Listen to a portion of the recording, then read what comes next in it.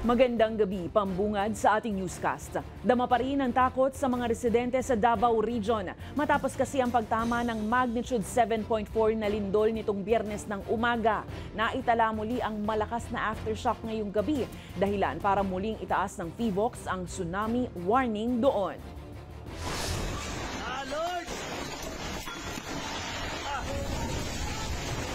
Ito ang nakakakilabot na eksena na nakunan ng video sa sandaling nagbagsakan ang kisame at kagamitan, bunsod ng magnitude 7.4 na lindol na tumama sa Davao Oriental Biyernes ng umaga.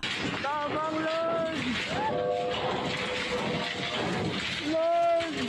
Ang netizen na si Jemar, napadasal na lang nang maabutan ng lindol sa construction site sa tuktok ng ginagawang gusali. Sa Davao City, dinig ang takot ng mga estudyante sa loob ng Mapua Malayan College Mindanao School na walang magawa kundi gamiting panakip ang monoblock chairs. Sa isa pang bahagi ng lungsod, nagpulasa ng mga tao mula sa gusali matapos pumutok ang 3 transformer dahil sa tindi ng pagyanig. Ayon sa PHIVOLCS, ang dahilan ng lindol ay ang paggalaw ng Philippine Trench.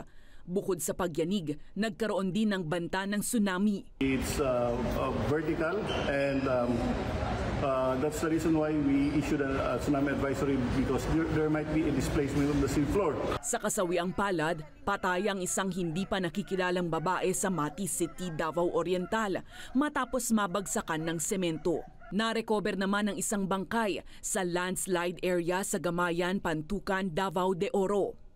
Nasawi rin ang isang 80 anyos sa Agdao District sa Davao City na natumbahan ng pader. Stay on alert at manatiling kalmado lang po at kami ay tuloy-tuloy po ang aming trabaho to assess this situation. We assure the public that all units on the ground are doing their rapid assessment. Right away ay nag-deploy na po yung ating mga tropa.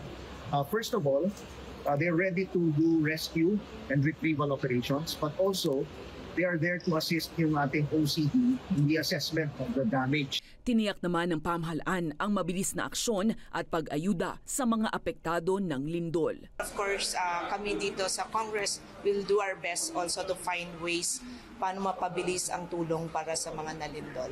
Everyone is hands on deck naman din and nagkakaroon naman tayo ng coordination with the mayors din doon.